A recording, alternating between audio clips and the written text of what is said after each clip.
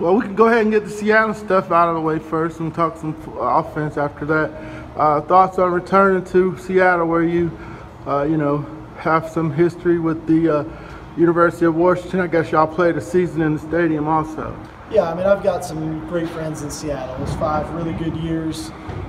Developed really cool relationships, not only at the University of Washington, but in the community, and a lot of guys that are associated with the Seahawks as well.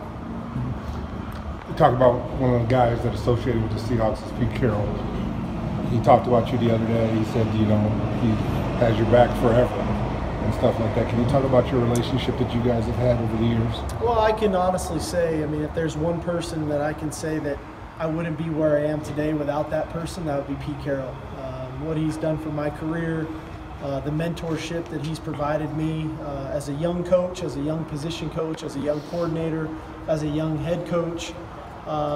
He's just been that person for me in our profession, and fortunate to be associated with him. He's done a fantastic job with their football team, not only this year, but in its entirety there. So excited to see him in person, and I know he's going to have those guys ready to compete and ready to play. What was the best piece of advice that he had given you when you were going through your tough time? I don't know if that's the right time, if that's for that. I will say the best piece of advice he's ever given me is when I became a head coach at the University of Washington, and he reminded me to be you. He said, be you.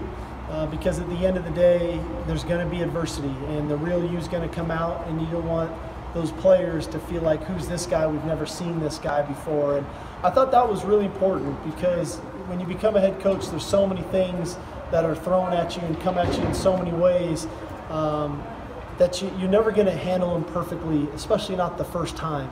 But if you're you, at least they know the personality that it is that's coming out. And I always hold on to that even now, coaching, just making sure you're you and being consistent with who you are and what you believe in.